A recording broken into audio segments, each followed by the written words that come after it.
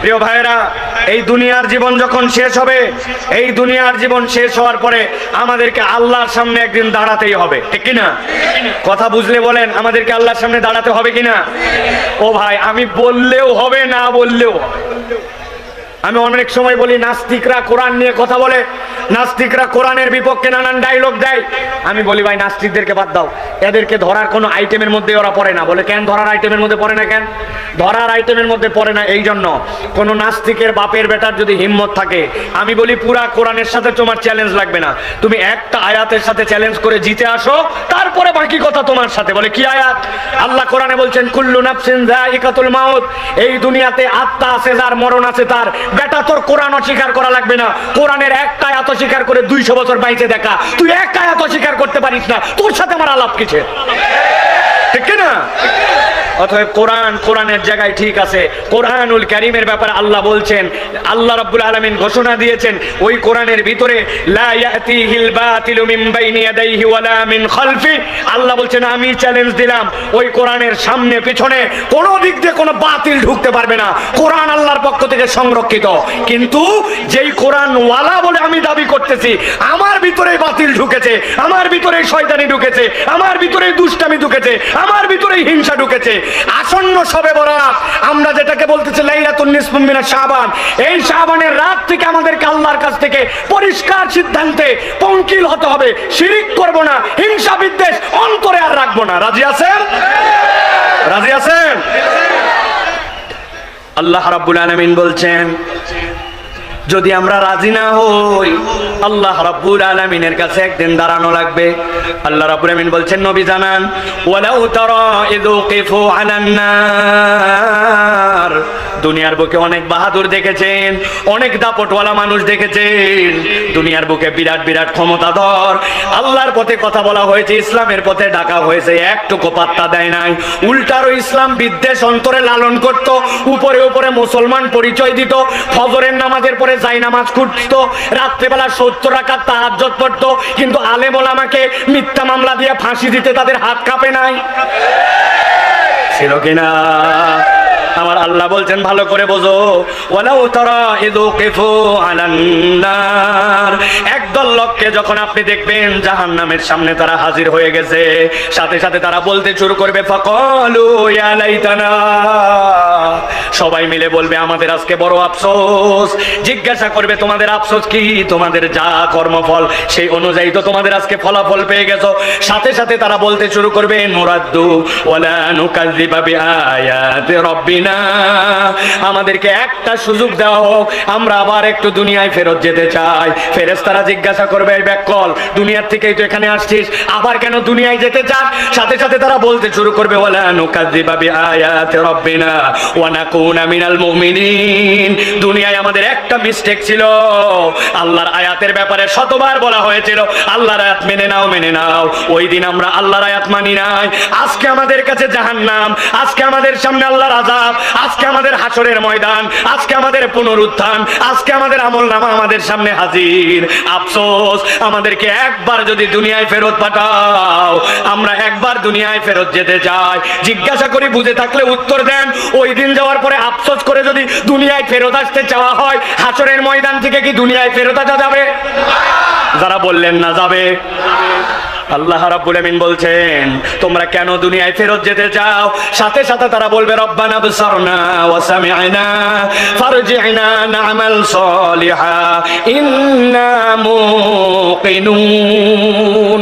এই রব, আমরা আযাব দেখে ফেলছি, শাস্তি আমাদের চোখের সামনে, সবগুলা তুমি যা বলেছিলে সব সত্য প্রমাণ হয়ে গেছে। রব্বুল আমিন, আমাদেরকে একবার দুনিয়ায় ফেরত পাঠাও, আমরা আল্লাহর আয়াতের অস্বীকারী হব না, আমরা পাক্কা ঈমানদার হব, না'মাল সালিহা, সাথে সাথে ওয়াদা করতেছি দুনিয়ায় যাওয়ার পরে হেব্বি ভালো কাজ করব। কি করবে? অনেক ভালো কাজ করবে, আল্লাহর আয়াত অস্বীকার করবে না, আর ঈমানদার হবে। তার মানে বোঝা যায় কিয়ামতের দিনে একদল লোক আল্লাহর আযাব দেখার পরে এই তিনটা কারণে আল্লাহর কাছে তারা আফসোস করবে। এর দ্বারা প্রমাণিত হয়, দুনিয়া থেকে ওই বান্দারা হাসরের ময়দানে যদি যাওয়ার বিশ্বাস রাখে, তাহলে আল্লাহর আয়াত যেইটা আছে সে মেনে নিবে, দুনিয়ার বুকে সে নেক কর্ম করবে, আর দুনিয়ার বুকে ঈমানটা সে বিশুদ্ধ করে তবেই আল্লাহর কাছে যাওয়ার প্রস্তুতি নিবে। ঠিক কি না?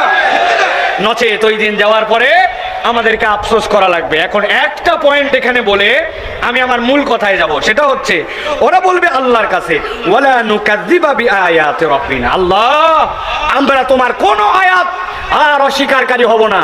আমি এখানে আপনাদের কাছে জিজ্ঞাসা করতে চাই, বুঝে কথা উত্তর দিবেন। আমাদের এখানে একজনও এমন কেউ কি আমরা আছি যে আমরা আল্লাহর আয়াত অস্বীকার করি? আরেকটুখানি আপনাদের কাছে সরব উত্তর চাই, জোরে না কিন্তু ঠোঁটটা নড়ায় জানাতে হবে, আমরা কি আল্লাহর আয়াত অস্বীকারী? বলছি আমরা আল্লাহর আয়াত অস্বীকারী না, কিন্তু আমরা যদি একটুখানি আমাদের প্র্যাকটিক্যাল লাইফ দেখি তাহলে আমরা দেখব আমরা প্রত্যেকেই কম বেশি আল্লাহর আয়াতের নানান দিক দিয়ে অস্বীকারী, আছে কি না?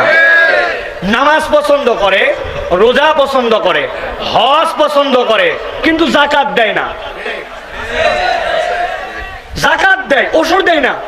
বলে ভাই আল্লাহ রাব্বুল আলামিন বিধান করেছেন কারো যদি 680 কেজি ফসল উৎপাদন হয় আর ওই ফসলটা যদি তার সেচ দিয়ে সার দিয়ে নিজের টাকা খরচ করে হয় তাহলে প্রতি 20 মনে 1 মন আল্লাহর জন্য দিতে হবে। আর ওইটা যদি সেচ না লাগে, সার না লাগে, ওই যে নারিকেলের গাছ লাগাইছেন না লাগাইছেন কিচ্ছু দেওয়া লাগে না, তাহলে 10-এ 1 আল্লাহর ভাগ। ওই লোক বলে রাখ, যে দুনিয়া আসছে যত কষ্ট করে আবাদ করি, কত ধরনের রিস্ক নিয়ে আমি যাকাত দেই কিন্তু ওসর দিতে পারবো না। বলেন তো ওসরের বিধান জানেই না এরকম মুসলমান আছে কিনা? আপনি বরিশালে অসংখ্য খুঁজে পাবেন। আরেকজন আছে নামাজ পড়ে, রোজা রাখে, হজ করে, যাকাত দেয়, কিন্তু তাকে যদি বলা হয় আল্লাহর এই জমিনে আল্লাহর বিধান দিয়া আল্লাহর হুকুমত দিয়ে দুনিয়াটা চলুক, সংসদটা চলুক আল্লাহর আইনে, ব্যাংকটা চলুক আল্লাহর আইনে, চুরি করলে চোরের বিধানটা আল্লাহর আইন দিয়ে বাস্তবায়ন হোক, সাথে সাথে বলবে সাইফুল্লাহ ভাইকে তো মনে করছিলাম দলীয় বক্তা না, ইনিও দেখি দল করে, আছে কিনা? তার মানে ওই লোকের মন ওই পর্যন্ত আল্লাহর আয়াত মানে যতটুক পর্যন্ত তার দিল টানে। আল্লাহ এই জন্য বলছেন হাসরের দিনে যাওয়ার পরে বড় গলায় বলে আসছিলে আল্লাহ তোমার আয়াতে বিশ্বাস করি কিন্তু তোমার ঈমান পূর্ণ হয় নাই, ওই ঈমান পূর্ণ না হওয়ার জন্য বলবে ওয়ালা নুকাযযিবা বিআয়াতি রাব্বিনা, আল্লাহ দুনিয়ায় ফেরত পাঠাও, এবার যাওয়ার পরে আর উল্টাপাল্টা করব না, কিন্তু ওই দিন আর দুনিয়ায় আসার সুযোগ থাকবে। আবার এক শ্রেণীর লোক আছে নামাজ পছন্দ আছে, রোজা পছন্দ আছে, হজ পছন্দ আছে, কিন্তু যেই না জিহাদের কথা বলা হবে সাথে সাথে বলবে জিহাদ মানে জঙ্গিবাদ, জিহাদ মানে বাড়াবাড়ি। আরে রাখো, এটা 1450 বছর আগে ছিল জিহাদ, এখন আর জিহাদ টিহাদ লাগে না। কি বলে? ভালো করে বুঝবেন, এইগুলোর নাম ঈমান। এই ঈমান যদি আমার পূর্ণ না হয় তাহলে আল্লাহর বিধানে আপনার ঈমান আনা হয় নাই, ঠিক কি না? এই জন্য প্রিয় ভাইরা আজকে আমি নিয়ত করেছি আপনাদের কাছে অত্যন্ত গুরুত্বপূর্ণ একটা বিষয়ে আমি শায়েখ আহমদুল্লাহ হাফিজাহুল্লাহ আসার আগ পর্যন্ত আপনাদের কাছে কথা বলতে চাই, যদি আপনারা শুনতে চান। রাজি আছেন? আপনারা আছেন ইনশাআল্লাহ?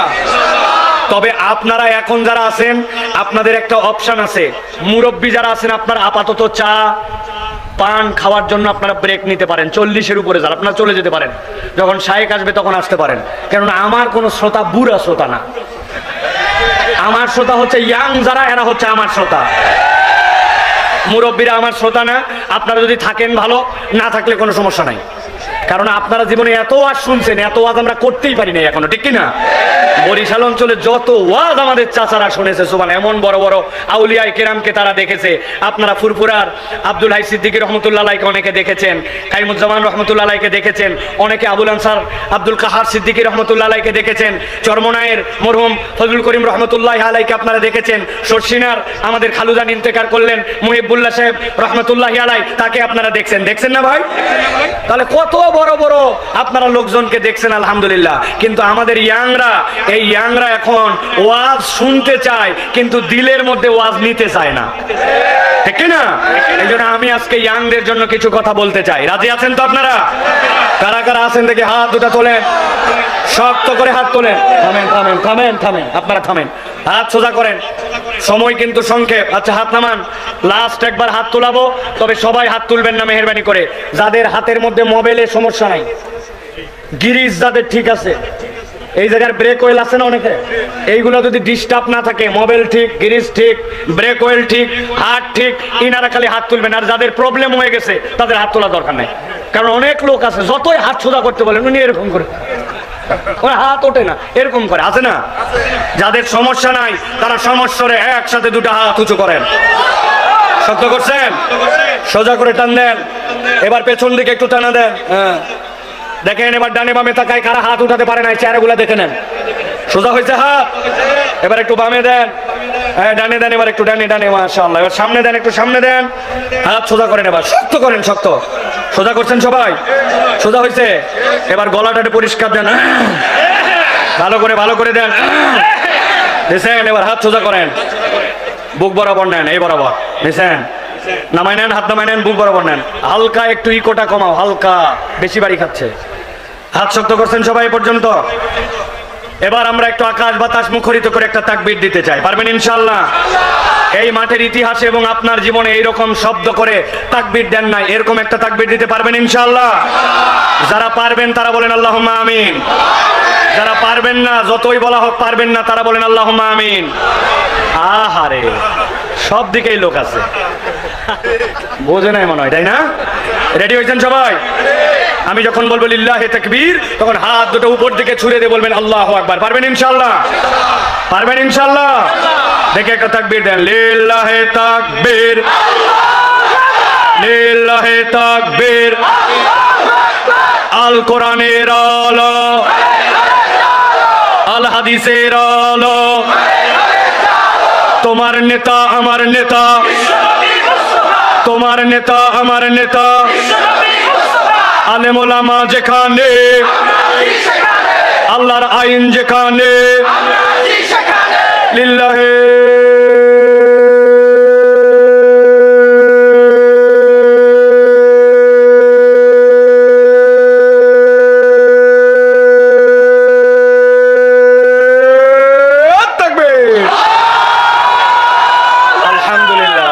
হাত নামান। শয়তান আছে? আর আছে? এই তাকবীরে যারা শরীক হতে পারলো না, আগামী 1 বছর ওদেরকে আফসোস করা লাগবে, ঠিক কিনা? আগামীর বাংলাদেশ ইনশাআল্লাহ আলেম ওলামার বাংলাদেশ, আগামীর বাংলাদেশ ইনশাআল্লাহ কোরআনের বাংলাদেশ, আগামীর বাংলাদেশ তরুণ যুবকদের বাংলাদেশ, আগামীর বাংলাদেশ বৈষম্যহীন বাংলাদেশ, আগামীর বাংলাদেশ ভারতীয় আধিপত্যবাদকে থাপ্পড় মারার বাংলাদেশ। ওই বাংলাদেশে আল্লাহু আকবারের পক্ষে যারা, তাদের পক্ষে আমরা, ঠিক কিনা? হিসাব যেন মনে থাকে, মনে থাকবে তো? আল্লাহ আমাদেরকে কবুল করবেন, আল্লাহুম্মা আমিন। প্রিয় ভাইরা, আমরা আজকে আমরা সংক্ষিপ্ত সময়ে কোরআনুল কারীম থেকে আমরা একটা প্রসঙ্গে আপনাদের কাছে কথা শুনতে চাই, এবং আপনাদের কাছ থেকে সেই কথা উত্তরের আলোকে আমরা কিছু কথা বলতে চাই। সেটি হচ্ছে এই কোরআনুল কারীমের সাথে সম্পৃক্ত হওয়া, কোরআনের সাথে আমাদের জড়িত হওয়া, কোরআন আমাদের জীবনের সাথে সম্পৃক্ত করা। একসাথে এক ঠোঁটে সবাই বলেন, কোরআনের সাথে সম্পৃক্ত হওয়ার আমাদের জীবনে প্রয়োজন আছে না নাই? আছে, আমরা সকলেই জানি। কিন্তু যদি জিজ্ঞাসা করা হয়, ভাই কোরআনের সাথে সম্পৃক্ত হওয়ার আসলে প্রয়োজন কি, কোরআন হাদিসের দলিল অনুযায়ী আপনার প্রয়োজনটা কি বলেন, তখন আমরা প্রপারলি এটার উত্তর দিতে পারি না। অনেক মুরব্বীরা বললেও আমাদের ইয়াংরা এটা হৃদয় থেকে ধারণ করে না। এই জন্য আমি আপনাদের কাছে আজকে সংক্ষিপ্ত সময়ে নির্ধারিত একটা প্রসঙ্গে কথা বলতে চাই। একটা মানুষের এই জীবনে কোরআনের সাথে সম্পৃক্ত হওয়ার সর্বনিম্ন কারণ হচ্ছে 5টা। কয়টা? একসাথে বলতে হবে, সর্বনিম্ন কোরআনের সাথে সম্পৃক্ত হওয়ার কারণ কয়টা? সবাই বলে নাই, এই জন্য সব হাতগুলা নিচে নামান, 5টা আঙ্গুল নিচে নামাবেন। আমি জিজ্ঞাসা করব কয়টা, একসাথে সমস্যার উত্তর দিবেন 5টা। কোরআনের সাথে সম্পৃক্ত হওয়ার সর্বনিম্ন কারণ কয়টা? আরেকবার শেষ সুযোগ দিলাম, হাত নামান। কোরআনের সাথে সম্পৃক্ত হওয়ার সর্বনিম্ন কারণ কয়টা? মাশাআল্লাহ। এখন আমরা ধারাবাহিকভাবে একটা একটা করে দলিলের আলোকে শুনবো এবং ওই অনুযায়ী আমাদের জীবনে ওইটাকে আমল করার নিয়ত করব। বলেন আল্লাহুম্মা আমিন। প্রিয় ভাইরা, আল্লাহ রাব্বুল আলামিন কোরআনুল কারীমের মধ্যে বলছেন, মানব যাকে আমি আল্লাহ এই দুনিয়ার বুকে সৃষ্টি করলাম, ওই মানুষটা আল্লাহ রাব্বুল আমিনের এমন এক সৃষ্টি, অন্য সৃষ্টির সাথে যার তুলনা নাই। বলবেন হুজুর এটা জানা কথা, কিন্তু এই জানা কথার ভিন্ন একটা ডাইমেনশন আছে। এই পৃথিবীতে আল্লাহর যাবতীয় সৃষ্টি তিন ভাগে বিভক্ত। একটা আল্লাহ রাব্বুল আলামিনের ক্ষণস্থায়ী সৃষ্টি, আরেকটা আল্লাহ রাব্বুল আলামিনের দীর্ঘস্থায়ী সৃষ্টি, আরেকটা আল্লাহ রাব্বুল আলামিনের চিরস্থায়ী সৃষ্টি। ক্ষণস্থায়ী সৃষ্টি মানে কি? আপনার সামনে মুরগিটা ডিম ফেটে বের হলো, আপনার গরুর বাছুর হলো, আপনার লাগানো পেঁপে গাছটা বড় হলো, আপনার লাগানো ধানটা বড় হলো, আপনার ছেড়ে দেওয়া পুকুরের পোনাগুলা বড় হয়ে বড় মাছ হলো, আবার খাইয়ে ফেললেন, গাছ কেটে ফেললেন, মুরগি জবাই দিয়ে দিলেন, শেষও হয়ে গেল। তাহলে আল্লাহর সৃষ্টি কিন্তু এইটা হচ্ছে ক্ষণস্থায়ী, আছে আবার আপনার চোখের সামনে হারায় যায়, ঠিক কিনা? আরেকটা সৃষ্টি হচ্ছে দীর্ঘস্থায়ী সৃষ্টি। ওই যে আসমান কবে সৃষ্টি হয়েছে জানি না, সূর্য জানি না, চন্দ্র জানি না, আলো বাতাস জানি না, সমুদ্র জানি না, কিন্তু এইগুলা না জানলেও এইগুলা আল্লাহ রাব্বুল আলামিন যখন সিংহায় ফুৎকার দেওয়াবেন তখন এইগুলা সবগুলা বিনষ্ট হয়ে যাবে, এইগুলা সব ধ্বংস হয়ে যাবে, ঠিক কিনা? এটা গেল তাহলে সৃষ্টি, কিন্তু এইটা দীর্ঘস্থায়ী। আর একটা সৃষ্টি হচ্ছে চিরস্থায়ী সৃষ্টি। সেটা কি? আল্লাহ রাব্বুল আলামিন রূহের জগতে জিজ্ঞাসা করেছিলেন, আলাস্তু বিরাব্বিকুম, আমি কি তোমাদের রব নই? আমরা বলেছিলাম হ্যাঁ আল্লাহ আপনি আমাদের রব। ওই রূহ যেটা শুরু হয়েছিল সেখান থেকে এরপরে রব্বুল আলামিন ওটাকে দেহর সাথে সম্পৃক্ত করেছিলেন, আবার দেহ ছেড়ে সে বেরিয়ে গিয়েছে, ইল্লিন অথবা সিজ্জিনে গেছে। এরপরে আবার যখন বাসি বাদাল মাউত, ওই কিয়ামতের পরের পুনরুত্থান, ওই সময় আবার দেহর সাথে ওই আল্লাহ রাব্বুল আলামিন রূহের সম্পর্ক করবেন। এরপরে আল্লাহ বলবেন এটা চিরস্থায়ী জান্নাত অথবা চিরস্থায়ী জাহান্নামের মধ্যে যাও। ওইটা কবে যে বিনষ্ট হবে আল্লাহ রাব্বুল আলামিন ছাড়া কেউ বলতে পারে না। তাহলে আপনার আমার রূহ আল্লাহ রাব্বুল আলামিনের নির্দেশে তামিল করবে, তবে আমরা জানি না ওর শেষ কবে। সেই হিসাবে আপনার আমার এই রূহটা হচ্ছে আল্লাহর অন্যতম একটা চিরস্থায়ী সৃষ্টি। মনে থাকবে তো? আল্লাহ রাব্বুল আলামিন বলছেন, এই যে আল্লাহ রাব্বুল আলামিন মানুষকে আল্লাহ অনন্য করলেন, সব সৃষ্টির থেকে আলাদা করলেন আল্লাহ রাব্বুল আলামিন। আল্লাহ বলছেন এই মানুষ যদি তার পথের দিশা খুঁজে পেতে চায় তাহলে কোরআনুল কারীম ছাড়া তার কোনো বিকল্প নাই। অতএব দুনিয়ার মানুষ যদি তার পথের দিশা এবং তার সঠিক পথ যদি একবার পেতে চায়, আল্লাহ বলছেন কোরআন ছাড়া যেখানেই যাবে সেখানেই তুমি ধোঁকা খাবে। একমাত্র কোরআন তোমাকে পথের দিশা দিতে পারে। এটা আমার কথা নয়, আল্লাহর কথা। আল্লাহ রাব্বুল আলামিন বলছেন আলিফ লাম রা কিতাবুন আনজালনাহু ইলাইকা লিতুখরিজান নাসা মিনাজ যুলুমাতি ইলান নূর।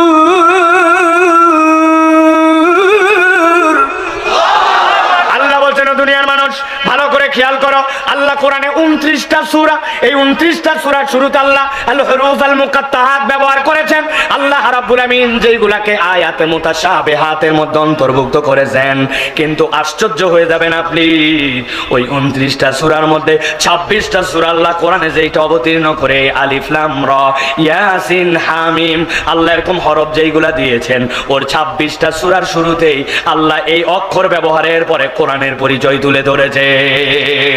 আলিফ লাম মিম যালিকাল কিতাবু লা রাইবা ফি ইয়াসিন ওয়াল কুরআনিল হাকিম হামিম তানজিলুল কিতাব। আল্লাহ কোরআনের পরিচয় দিলেন। মুফাসসিররা নানান ধরনের ব্যাখ্যা করেছেন, তবে একটা ইন্টারেস্টিং ব্যাখ্যা হচ্ছে আল্লাহ এই আয়াতগুলোর দ্বারা যদি কাউকে জিজ্ঞাসা করেন বলো তো এইটার অর্থ তুমি জানো নাকি, আমরা তো দূরের কথা, আব্দুল্লাহ ইবনে আব্বাস রাদিয়াল্লাহু তাআলা আনহু থেকে রিওয়ায়াত এসেছে, তিনি বলছেন এইটার সবচেয়ে বড় ব্যাখ্যা হচ্ছে আল্লাহু আ'লামু বিমুরাদিহি, জানি না ওইটার আসল কথাটা আল্লাহ জানেন। আল্লাহ মূলত বুঝাতে চান বান্দা তোর জ্ঞান কত, তোর বুদ্ধি কত, তোর পাণ্ডিত্য কত।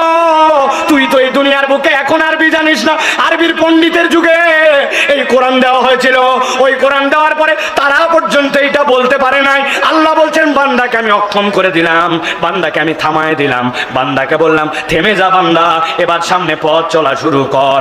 আল্লাহ বলছেন সবগুলোকে অক্ষম করে এবার সক্ষমতার পরিচয়টা কোরআন দিয়ে দিলাম। আল্লাহ বলছেন কিতাবুন আনজালনাহু ইলাইকা লিতুখরিজান নাসা মিনাজ যুলুমাতি ইলান নূর। এই কিতাব অন্য কোনো কারণে আপনাকে হাবিব দেওয়া হয় নাই। এই কিতাবের কাজ হচ্ছে মানুষকে অন্ধকার থেকে বের করে আপনি আলোর দিক দেখাবেন। সুবহানাল্লাহ।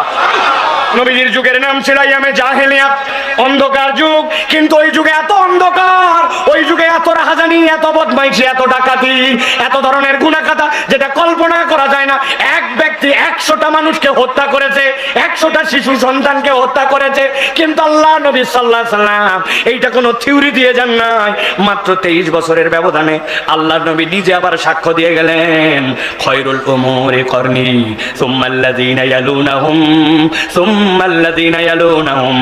আমি নবী জানাই গেলাম, যেই যুগ পরিবর্তন করলাম এই কোরআন দিয়া, যেই অন্ধকার থেকে আলোতে মানুষকে আনলাম, আমি আল্লাহ রাব্বুল আমিনের পক্ষ থেকে জেনে জানালাম এর থেকে ভালো কোনো যুগ আসে নাই, কিয়ামত পর্যন্ত আর এর থেকে ভালো যুগ আসা সম্ভব নয়। বুঝে থাকলে বলেন তো এই পরিবর্তনটা নবীজি সাল্লাল্লাহু আলাইহি সাল্লাম কোন কিতাব দিয়ে করেছিলেন?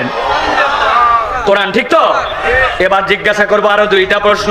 যেই কোরআন আল্লাহ নবী সাল্লাল্লাহু আলাইহি সাল্লাম পরিবর্তন করেছিলেন, ওই কোরআনুল কারীম কি অবিকৃত ভাবে আমাদের কাছে এখনো আছে? ঈমানের প্রশ্ন আছে।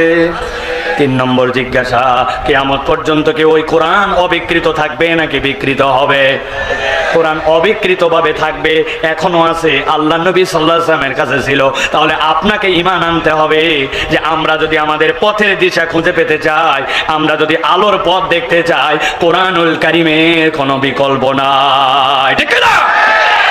তবে একটা কথা আছে এই জায়গায়, হুজুর কোরআন তো আছে, কোরআনের আলোচনাও তো আছে, শুনে যাচ্ছি আমরা, কিন্তু আমাদের জীবনে পরিবর্তন হয় না কেন? জিজ্ঞাসা আসেনি ভাই? আমি একটা উদাহরণ দেব ইন্টারেস্টিং, তারপরে আমি এখানে ঢুকবো আয়াতের মধ্যে, ভালো করে খেয়াল করেন। আমি একবার ঢাকার থেকে ঝিনাইদহ মাহফিলে যাচ্ছি। ঝিনাইদহ মাহফিলে যাওয়ার সময় তখনও পদ্মা সেতু হয় নাই। আমি ঢাকার থেকে মানিকগঞ্জের উপর দিয়া পদ্মা নদী পার করে এরপরে ফরিদপুর, রাজবাড়ী দিয়ে এরপরে আমি যাব হচ্ছে ঝিনাইদহ। আপনারা বরিশালের মানুষ, আপনাদেরকে বোঝানো লাগবে না, আপনারা জীবনে ফেরিতে উঠছেন ভাই, ফেরি ফেরি, আরে ফেরি তো আপনাদের বাহন ছিল, ঠিক না? 60টা ফেরি পার দিয়ে মাহফিল আমি করছি, মনে আছে আমার। পটুয়াখালী গেছি 7 ফেরি। এখন আমি ওই যে ফেরির মধ্যে গেছি, আসরের ওয়াক্ত হয়ে গেছে, নামাজ আমার পড়া হয় নাই। লাভ দিয়ে নেমে গাড়ির থেকে, আপনারা জানেন ফেরির ছাদের মধ্যে দেওয়া থাকে হচ্ছে নামাজের জায়গা, ঠিক না? লাভ দিয়ে উঠে চলে গেছি ফেরির ছাদে। ফেরির ছাদে যাওয়ার পরে আসরের নামাজ পড়বো। এখন মোবাইলটা হাতে নিলাম, মোবাইলটা হাতে নিয়ে মোবাইল বের করলাম। মোবাইল বের করে আমার মোবাইলের মধ্যে এই যে কম্পাস, কম্পাস দেখলাম আপনাদের কেবলা এই দিক, ঠিক তো ভাই? পশ্চিম এই দিক তো। এইটা বের করে আমি 2 রাকাত নামাজ আদায় করে ফেলেছি। যেই নামাজ শেষ হওয়ার পরে ডান পাশে তাকায় দেখি একটা মুরব্বী বসে আছে। মুরব্বী শুধু বসেই নাই, আমার দিকে এমন ভাবে তাকায় আছে, এখন অপরিচিত মুরব্বী, খালি তাকায় যদি থাকি বিরক্ত লাগে মানে, ঠিক না? আমি দেখলাম মুরব্বী যেহেতু তাকায় আছে, সালাম দিলাম, চাচা আসসালামু আলাইকুম, ব্যাপার কি, ঘটনা কি চাচা, কিছু বলবেন নাকি? মুরব্বী বলছে আমাকে, বাবা তুমি তো অবাক করে দিছো। আমি চিন্তা করলাম দুনিয়াতে হুজুরের দোষের কোনো শেষ নাই, ঠিক না? হুজুর জোরে গেলেও দোষ, আসতে গেলেও দোষ। হুজুর যদি জোরে যায় বলবে খিদা লাগছে, আর যদি আসতে যায় বলবে এতই খাওয়া খাইছে হাঁটতে পারে না, ঠিক না? হুজুরের দোষের কোনো শেষ নাই। আমি চিন্তা করলাম কি আবার করলাম যেই কারণে বলে যে বাবা অবাক করে দিয়েছ। আমি বললাম মুরব্বী ঘটনা কি?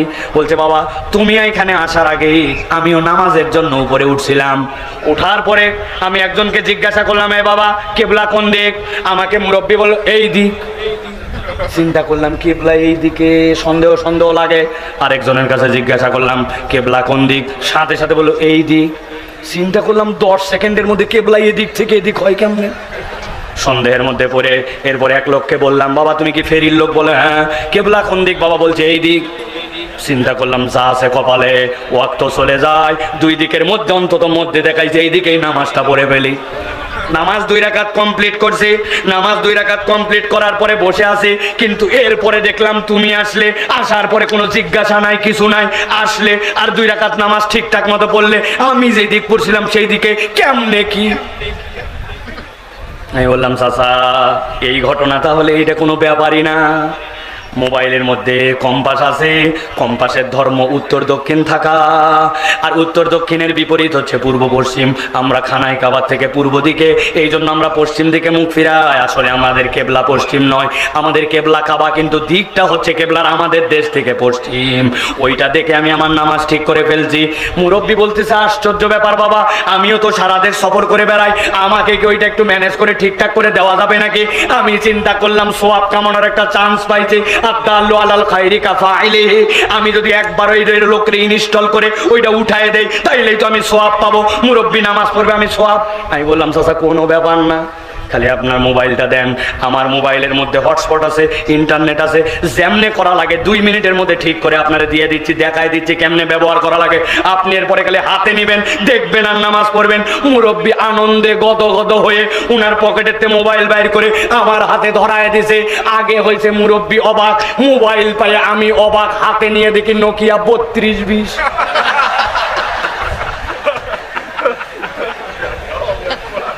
এবার একটু বুঝে থাকলে বলেন আপনারা যারা হাসছেন, নোকিয়া 3220 মোবাইল, বাটন, ওই বাটন মোবাইল আমার হাতে দিছে। ওই বাটন মোবাইলে কি ভাই গুগল প্লে স্টোর আছে? কথা বললেন না আছে? ওর মধ্যে কি কোনো অ্যাপস ইনস্টল করা যাবে? ভালো করে বোঝেন, এমনি এমনি উদাহরণ দেই নাই। আল্লাহ বলছেন এই কোরআন হচ্ছে তোমার জন্য পথের দিশা, কিন্তু কাজ করে না কেন? আল্লাহ বলছেন ইয়াহদি বিহিল্লাহু মান ইত্তাবা রিদওয়ানাহু সুবুলাস সালাম ওয়া ইখরিজুহুম মিনাজ যুলুমাতি ইলান নূর। রাস্তা তোমার সামনে অনেকগুলা থাকবে, কিন্তু তোমাকে স্বপ্রণোদিত হয়ে সিদ্ধান্ত নিতে হবে কোরআন কেবল শুনবো না, বরং ওই কোরআনটা আমার জীবনে পথের দিশা হিসাবে মেনে নিব। বান্দা যদি মেনে না নেয় তাহলে সে তখন ওই যোগ্যতা অর্জন করতে পারে না যেইটাতে তার ভিতর ইনস্টল করে ওইটার দ্বারা সে কাজে রূপান্তর করতে পারবে।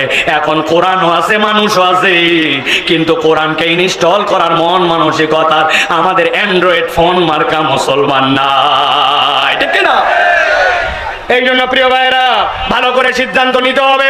আজকে যারা এখানে ঠিক ঠিক বলছেন, অজস্র মুরব্বী এখানে আছে 60 বছর 70 বছর বয়স, এখন পর্যন্ত কোরআন ঠিক মতো পড়তে পারে না, উনিও বলতেছে ঠিক আছে কিনা?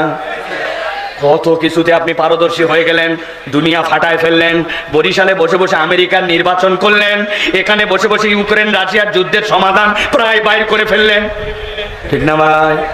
এমন কোনো কাজ নাই যেটা আপনি করলেন না, কিন্তু এখন পর্যন্ত আপনি কোরআনটা ঠিকঠাক মতো পড়লেন না। আপনি বলেন বয়স হয়ে গেছে, আমিও বলি নবীজির একজন সাহাবী ছিল, তারও বয়স হয়েছিল 120। উনার বাড়িও কিন্তু মদিনায় ছিল না, বাড়ি ছিল ইরানে। 120 বছর বয়সে ঈমান আনার পরে এরপরে ইরানের পারস্য ভাষাভাষী এমন ভাবে কোরআন শিখেছিলেন যে তার বুদ্ধিতে আল্লাহর নবী খন্দকের যুদ্ধ করেছিলেন। তাহলে ওই সাহাবী যদি পারে, আমাদের এলাকার মানুষ হিসাবে আপনি 50-60 বছরে দুনিয়া ফাটায় ফেললেন, অথচ আপনি কোরআন আজ পর্যন্ত শিখলেন না, ঠিক না? ভালো করে এই জন্য বোঝেন, আপনাকে বিশ্বাস রাখতে হবে। পথের দিশা যদি আমি পেতে চাই, কোরআনুল কারীমের কোনো বিকল্প নাই। ডানে আপনাকে পথ দেখাবে, বামে আপনাকে পথ দেখাবে, অমুক তমুক আদর্শের দিকে আপনাকে নিয়ে যাবে। ও আজে আসতেও ভালো লাগবে, কিন্তু আবার যখন জায়গা মতো রাস্তায় স্লোগান দেওয়ার সময় আসবে, তখন আপনার চরিত্র চেঞ্জ হয়ে যায়। আপনি তখন আবার স্লোগান দেন অমুক ভাইয়ের চরিত্র ফুলের মতো পবিত্র, নামাজ পড়েনি ফজরেরটা জামাতে, বিগত 40 দিন এক ওয়াক্ত, আছে কিনা? আল্লাহ এই জন্য বলছেন আপনার আমার জন্য কোরআনের সাথে সম্পৃক্ত হওয়ার প্রয়োজন আছে।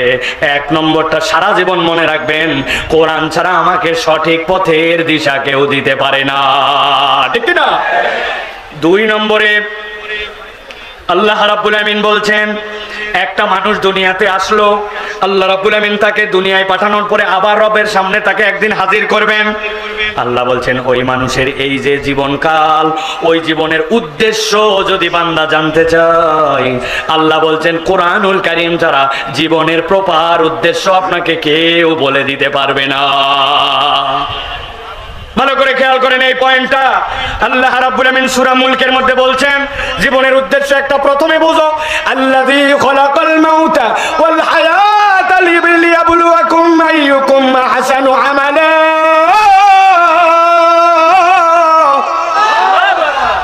বুঝে না দুনিয়ার মানুষ, আগে বুঝো এটার মানে কি বলছে আমি আল্লাহ। আল্লাহ বলছেন আল্লাহ দিয়ে খলাকাল মাউতা, আল্লাহ আগে হায়াত বলেন নাই, আল্লাহ বলছেন আমি আগে বললাম আমি আগে তোমার মৃত্যু সৃষ্টি করি, তারপরে সেখান থেকে আমি জীবন দিতে পারি। আল্লাহু আকবার। এইটাই হচ্ছে পৃথিবীর শ্রেষ্ঠ মীমাংসিত সত্য কথা। কেননা ফেরাউনের কাছে যখন মূসা আলাইহিস সালাম গিয়েছিলেন, ফেরাউন বলছিল না আনা রব্বুকুমুল আলা, আরে জীবন আমিও দিতে পারি, মারতে আমিও পারি, বলছিল কেন? নিয়ে আসো একটা আসামি, নিয়ে আসো আমার সামনে, নিয়ে আসো। কোন আসামি? আজকে রাত্রে যেই বেটার ফাঁসি হবে ওইটারে আন, ডিক্লেয়ার হয়ে গেছে যেটার। এই তুই জানিস তোর আজকে ফাঁসি হবে? হ্যাঁ জানি। যা, আমি তোর জীবন দিতে পারি, তোরে জীবন দিয়ে দিলাম। সামনে মুসাকে বলছে দেখ ওটারে জীবন দিলাম। মুসা আলাইহিস সালাম কিচ্ছু বলেন নাই, চুপ করে আছেন। এরপরে বলছে এরকম কোন আসামি আছে নাকি এখন পর্যন্ত যার বিচার শুরু হয় নাই কিন্তু গ্রেফতার করে আনা হয়েছে? বলছে এরকম প্রচুর আসামি আছে, গণভাবে ধরা হয়েছে আগে, পরে যে অনুযায়ী তার মামলায় ঢুকানো লাগবে ওই মামলায় নাম দেওয়া হবে। নিয়ে আসছে একটারে, বলছে তোর অপরাধ বলে কোনো অপরাধী জানি না। হাতে একটা তলোয়ার, এক কোপ দিয়ে কল্লাতে ধর নামাই দিছে। যদি না ধর নেমে গেছে, মুসা দেখো একটারে মুক্ত করলাম, একটারে আবার আমি জীবন দিলাম, একটারে মেরে ফেললাম, আমি পারি না মানে? মুসা আলাইহিস সালাম তাকে বলছেন আপনি যে খেলা দেখালেন অবাক হয়ে গেছে আমি, শুধু অল্প একটুখানি বাকি আছে, বলে দুইটাই করে দেখালাম, আবার বাকি কি? বলে বাকিটাও বেশি দূরে না, একটারে তো জীবন দিলাম দেখলামই হাসতে হাসতে চলে গেছে, আরেকটা তো আমার সামনেই মারলেন, তবে যেইটারে মারলেন ওইটা ধর আর কল্লা তো আপনার সামনেই পড়ে আছে, ওইটা খালি একটু জোড়া লাগায় আপনাকে একটু রব বলে ডাকতে বলেন, বেশি বেশি কথা বলে আছে না ভাই? যখন যুক্তিতে পারে না তখন বেশি বেশি কথা বলে, হুজুরের সাথে যখন তার আর কুলায় না তখন হুজুরকে গন্ধ গন্ধ লাগে, আছে না ভাই? এটা ফেরাউনি চরিত্র। আল্লাহ রাব্বুল আলামিন বলছেন গভীর মনোযোগ, ভালো করে খেয়াল করেন তরুণ যুবকেরা। আল্লাহ বলছেন আল্লাযী খলাকাল মাউতা, তিনি তো তোমার সেই রব যিনি মৃত্যু সৃষ্টি করেছেন, ওয়াল হায়াতা, জীবন দেন। কেন দিলেন? লিয়াবলুয়াকুম আইয়ুকুম আহসানু আমালা। এই আয়াত জানি না এরকম কেউ নাই, কিন্তু এই আয়াতের ভিতরে বোধের জায়গা আছে, এইটা নিয়ে আমরা ভাবি নাই। জীবনের উদ্দেশ্যের মধ্যে কেমনে ঢুকানো হয়েছে খেয়াল করেন। দুনিয়াতে আপনাকে কি বলে? দুনিয়াদাররা আপনাকে বলে আপনাকে পারফেক্ট হতে হবে, আপনাকে সেরা হতে হবে, আপনাকে অনন্য হতে হবে, নিখুঁত হতে হবে, বলে কিনা? ইসলাম বলতেছে ভিন্ন কথা, কেননা ইসলামের বোধের জায়গাটা আপনাকে কোরআন শেখায়। আল্লাহ বলছেন আইয়ুকুম আহসানু আমালা। আল্লাহ এই জায়গায় আহসানু না বলে যদি বলতেন আকমালু আমালা, আমি আল্লাহ দেখতে চাই তোমাদের মধ্যে কে পূর্ণ করেছে আমল, তাইলে বান্দা দুনিয়ার বুকে চিরস্থায়ী ভাবে ফেঁসে যেত। আপনি নামাজে দাঁড়াইছেন, আপনার অবস্থা জানি না, আমি আমার অবস্থা বলছি। আমি নামাজে দাঁড়াইছি, নামাজে দাঁড়ানো মাত্র ইমাম সাহেবের পিছনে যদি নামাজে দাঁড়াই যাই, মনোযোগ রাখা বেশি কঠিন হয়, কেননা আমার তো কাজ কম, আমি তো অনুসরণ করতেছি, আমার মন মাঝে মাঝে চলে যাচ্ছে মাহফিল আর কত দূর আছে, যাই ঠিকঠাক মতো ধরতে পারবো কিনা, গাড়ির গ্যাস তো লাল বাতি জ্বলে উঠছে, গ্যাসের স্টেশনে যাইতে পারবো কিনা, 6টার পরে গেলে তো গ্যাস বন্ধ হয়ে যাবে, নানান চিন্তা ভাবনা উকি ঝুঁকি দেয়, আবার টেনে টেনে মন নিয়ে আসা লাগে নামাজে। আপনাদেরও কি এরকম নামাজের মধ্যে মনে দিক সেদিক যায়? এখানে যদি একজন থাকেন একটু হাত তুলে দেখান, হুজুর জীবনে এমন ভাবে 10 রাকাত নামাজ পড়ছে আল্লাহ কবুল না করে পারবে না, আছে ভাই? রোজার অবস্থা কি? এমন ভাবে আমি তওয়াফ করছি, আমার তওয়াফ আল্লাহ কবুল না করে পারবে না, বলতে পারবো না কেউ। বলছে হুজুর জানা কথা আবার বলেন কেন? এই আয়াত আপনাকে আমাকে জীবনের উদ্দেশ্য শিখাচ্ছে। আল্লাহ বলছেন বান্দা তুমি কখনো পারফেক্ট হতে পারবে না, তবে আমি জীবনের বোধ তোকে জানাই দেই, আইয়ুকুম আহসানু আমালা। আমি কমপ্লিটনেস দেখতে চাই না, তবে আমি প্রচেষ্টাটা সর্বোচ্চ কে করেছে ওইটা দেখতে চাই। আমার বান্দার মন অন্যদিক চলে গেছিল, আবার মন টেনে নামাজে আনছে, আবার আমার বান্দার চোখ দিয়ে গুনাহ হয়েছিল, আমার বান্দা গুনাতে দায়েম থাকে নাই, আবার ফেরত আসছে, ভালো পথে আসার জন্য চেষ্টা করছে। আল্লাহ বলছেন আল্লাহ তোকে পারফেকশনিস্ট হতে বলেন নাই, উত্তম প্রচেষ্টাকারী হতে বলেছেন। আপনাকে এই জীবনের বোধ কোরআন ছাড়া আর কেউ আপনাকে শিখায় না, ঠিক কি না? এই জন্য আল্লাহ রাব্বুল আলামিন বলছেন আইয়ুকুম আহসানু আমালা, আমি দেখতে চাই তোমাদের মধ্যে উত্তম প্রচেষ্টাকারী কে। আপনি ছেড়ে দেন নাই, আপনি বাদ দিয়ে দেন নাই, আপনি একবারে চলে যান নাই। শয়তান যতবার গাফেল করছে আপনি ততবার আল্লাহর দিকে ফেরত আসছেন। আল্লাহ বলছে আপনি যদি এই প্রচেষ্টা করেন, আল্লাহ এই প্রচেষ্টাকে কবুল করে আপনার জন্য জান্নাতে যাওয়ার রাস্তা সহজ করে দিবে। আল্লাহ বলছেন আরেকটা জায়গায়, দুনিয়ার মানুষ জেনে রাখো তোমার জীবনের আরেকটা উদ্দেশ্য আছে। কি উদ্দেশ্য? দুনিয়ায় সবাই আপনাকে কিসে লাগাইছে? দুনিয়ার সবাই, মনে রাখবেন এই শব্দ দুইটা, দুনিয়ার সবাই আপনাকে প্রতিযোগিতায় লাগাইছে। দৌড়াও দৌড়াও, রেস করো রেস করো, খালি প্রতিযোগিতা প্রতিযোগিতা, ঠিক না? কিন্তু ইসলাম আপনাকে প্রতিযোগিতায় নামাই নাই, ইসলাম আপনাকে সহযোগিতায় নামাইছে। আল্লাহ বলতেছেন আমি আমার বান্দার জন্য দায়িত্ব দিলাম, তাআওয়ানু আলাল বিররি ওয়াত তাকওয়া ওয়ালা তাআওয়ানু আলাল ইসমি ওয়াল উদওয়ান। আমি তোকে প্রতিযোগিতা করতে বলি নাই, সহযোগিতা করতে বলেছি। ইসলাম মেন্টালিটিতে আপনাকে সহযোগী বানায়, আর আপনাকে দুনিয়াবাসী প্রতিযোগী বানায়া একজনের মধ্যে আরেকজনের সাথে হিংসা ঢুকায়, ঠিক না? এই জন্য কোরআন বলছে জীবনের উদ্দেশ্য জানতে হলে তোমাকে কোরআনের কাছ থেকে আসতে হবে। আল্লাহ কোরআনুল কারীমের মধ্যে বলছেন তোমার জীবনের এবার উদ্দেশ্যের প্রাথমিকটা জেনেছো, তবে চূড়ান্তটা জেনে নাও। কিয়ামত পর্যন্ত মানুষের জন্য কোরআন বলতেই থাকবে, কুনতুম খায়রা উম্মাতিন উখরিজাত লিন-নাস তা'মুরুনা বিল মারুফি ওয়া তানহাউনা আনিল মুনকার। আল্লাহ বলছেন আমি আল্লাহ তোমাদেরকে বললাম তোমরা উত্তম জাতি, আমি রব্বুল আমিন তোমাদেরকে উত্তম করে সৃষ্টি করেছি। কেন উত্তম বানালাম? আল্লাহ বলছেন উখরিজাত লিন-নাস, তুমি বলো সময় বলো পার্সোনাল পার্সোনাল, আমার ব্যক্তিগত ব্যক্তিগত। আল্লাহ বলছেন মুসলমানের ব্যক্তিগত জীবন অল্প একটু, মুসলমানের পুরা জীবনটাই অপরের জন্য উৎসর্গিত। সুবহানাল্লাহ। কুনতুম খায়রা উম্মাহ উখরিজাত লিন-নাস, আল্লাহ বলছেন তুমি উত্তম, কেননা আমি তোমাকে মানুষের জন্য সৃষ্টি করেছি। আল্লাহ বলছেন দায়িত্বটা কি? জানা কথা কিন্তু বার্তা গভীর। আল্লাহ বলছেন তা'মুরুনা বিল মারুফ ওয়া তানহাউনা আনিল মুনকার। তুমি তোমার শ্রেষ্ঠত্ব যদি ধরে রাখতে চাও, তোমার দায়িত্ব হচ্ছে প্রাথমিকভাবে দুইটা, তুমি সৎ কাজের আদেশ দিবে আর অন্যায় থেকে মানুষকে ফিরাবে। কিন্তু পৃথিবীর বাস্তবতা ভালো করে খেয়াল করেন, নিজে বাঁচলে বাপের নাম। বরিশালে বলে ভাই, ইসলামে এইটা চূড়ান্ত একটা মিথ্যা কথা। ইসলামে এই কথার সাথে দূরতম সম্পর্ক নাই। ইসলাম বলতেছে নিজে বাঁচলে বাপের নামই হতে পারে না, কেননা আল্লাহ বলছেন কু আনফুসাকুম ওয়া আহলিকুম নারা। আর তোমার শ্রেষ্ঠত্বটাই দেওয়া হয়েছে অপরকে বাঁচালে, অপরকে আল্লাহর দিকে আনলে, অন্যায় থেকে ফিরালে, তবেই তুমি শ্রেষ্ঠ, নচেত তোমার শ্রেষ্ঠত্ব আর মর্যাদা নাই। এখনকার সমাজে আমরা দেখতে পাই সৎ কাজের কিছু আদেশ করলেও অন্যায় থেকে ফিরানোর মেন্টালিটি আমাদের না। ওরা গন্ডগোল করতেছে ভাই, ওরা আমার পাড়ারও না, ওরা আমার আত্মীয় স্বজন না ভাই, ওরা ফাটাফাটি করুক ভাই, আমি ঝুট ঝামেলার মধ্যে নাই। উনি ফাটাফাটি করতে দেয় আর মনে করে আমি বিরাট ভালো মুসলমান। আপনি মুসলমানের মো বুঝেন নাই এখনো, ঠিক না? বলবেন হুজুর একটা হাদিস শুনছিলাম, আমিও আপনাদের কাছে বলি, দেখেন তো হাদিসটা আপনারা জানেন কিনা। মান রাআ মিনকুম মুনকারান, তোমাদের মধ্যে থেকে কেউ যদি কোনো অন্যায় দেখে, আল্লাহ নবী বলছেন ফালিয়াতাগায়্যারুহু, তুমি সেটা পরিবর্তন করবে। এক নম্বর বিয়াদি, শক্তি দ্বারা। এরপরে যদি তুমি না পারো তাহলে তোমার জবান দ্বারা। ফাইল্লাম ইয়াস্তাতি, যদি এটাতেও সক্ষম না হও, আল্লাহ নবী বলছেন তাহলে অন্তরের ঘৃণার দ্বারা। যালিকা আদাফুল ঈমান, এরপরে আর ঈমানের কোনো স্তর নাই। তাহলে এক নম্বর বলতে হবে, প্রতিরোধ করতে হবে। আল্লাহ রাব্বুল আমিনের নবীর ভাষায় আমাদেরকে এক নম্বর প্রতিরোধের স্তর কি দ্বারা? আচ্ছা বুঝলাম না, আপনারা কথা বলতেছেন না কেন? কি দ্বারা?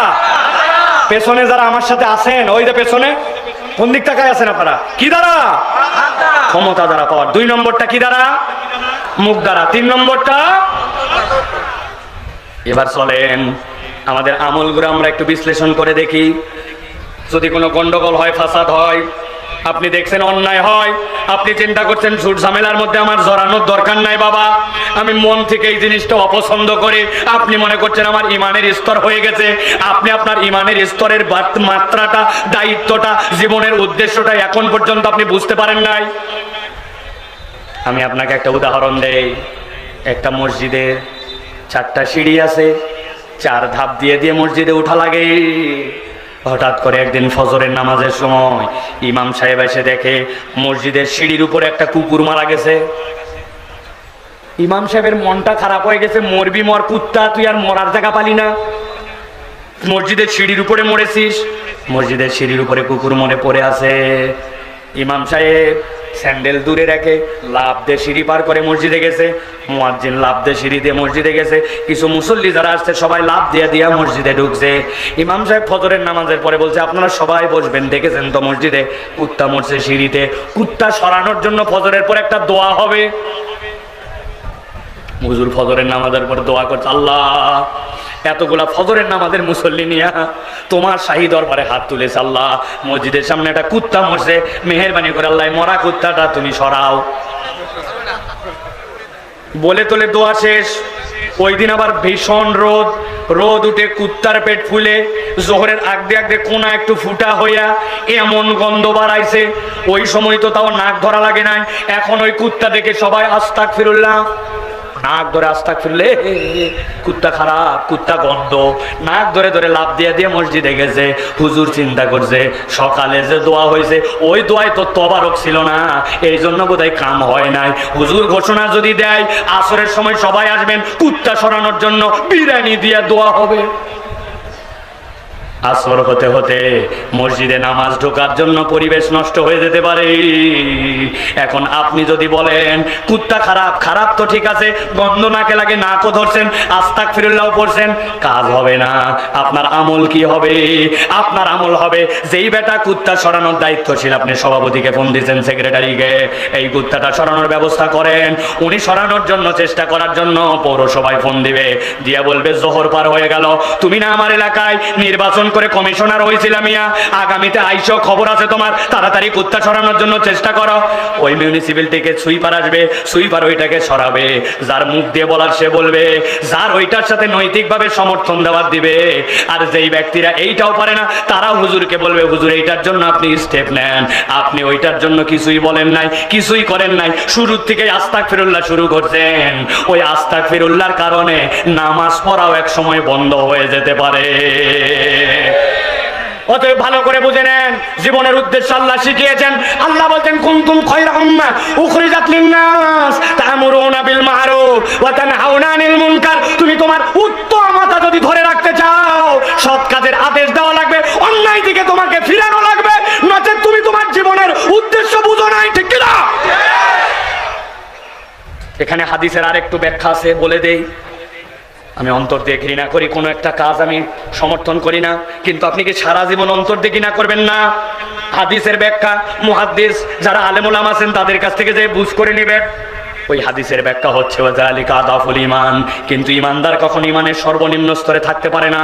ওই ঈমানদার কি করবে? কোন একটা অন্যায় বেটা প্রতিবাদ করতে পারে না, বলতে পারে না, ঘৃণা করে, কিন্তু ঈমানদারের দায়িত্ব আমি এইটা ঘৃণা করি, সমাজে খুঁজে বার করছি, হ্যাঁ এই লোকও ঘৃণা করে, উনিও ঘৃণা করে, উনি করে, আস্তে আস্তে করে কারা কারা ঘৃণা করে 10 জন লোক খুঁজে বের করছে, করে 10 জনে আবার পাওয়ার শুরু হয়েছে।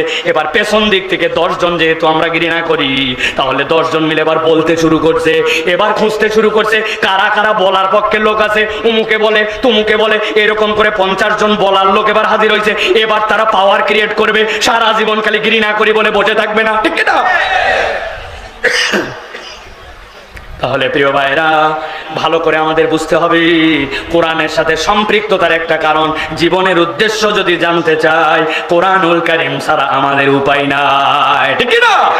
দুনিয়ার মানুষ আপনাকে নানান কিছু বুঝ দিবে, কিন্তু কোরআন আপনাকে সঠিক বুঝটুকু দিবে যে তোমার ultimate destination of your life, তোমার জীবনের গন্তব্য কোথায়। তো ওই গন্তব্যে যদি তুমি সঠিকভাবে পৌঁছাতে চাও, তাহলে জীবনের উদ্দেশ্য তোমার জানতে হবে। আরে মিয়া, তুমি তোমার জীবনের উদ্দেশ্য বানাইছো কামাই করা, তুমি তোমার জীবনের উদ্দেশ্য বানাইছো খেলাধুলা, বিসিএস না, এইগুলা জীবনের একটা পার্ট, কিন্তু জীবনের আসল উদ্দেশ্য হচ্ছে আল্লাহর সামনে দাঁড়ানোর মতো নিজেকে তৈরি করা। ঠিক কিনা? অথবা এইটা আপনাকে কোরআন শিখাবে ভাই, কোরআন ছাড়া আপনি আদর্শ কারো কাছে পাবেন না। 3 নম্বরে আল্লাহ রাব্বুল আমিন বলছেন, জীবনে যদি আপনি সততার অনুভব খুঁজে পেতে চান, কোরআনুল কারীম ছাড়া আপনার কোনো বিকল্প নাই। আল্লাহ কোরআনে বলছেন, আল্লাযীনা ইউমিনুনা বিল গায়ব ওয়া ইউকিমুনাস সালাতা ওয়া মিম্মা রাযাকনাহুম ইউনফিকুন। আল্লাহ বলছেন, বান্দা জেনে রাখো, তোমাদের মধ্যে থেকে যারা গায়েবে বিশ্বাস করে, সালাত আদায় করে, আর তাকে দেওয়া রিজিকটা আল্লাহর জন্য খরচ করে, আল্লাহ বলছেন এই মানুষগুলা আল্লাহর কাছে এমন একটা লেভেলে যায়, এই মানুষগুলা অন্তরের মধ্যে সত্যতা আর সততার অনুভব বান্দা খুঁজে পায়। সুবহানাল্লাহ। পরিচিত আয়াত, কিন্তু আয়াতে কারিমার মধ্যে আল্লাহ রাব্বুল আলামিন অনেকগুলা বার্তা ঢুকাইছেন, আমি সবগুলা বলতে পারবো না, ভালো করে খেয়াল করেন।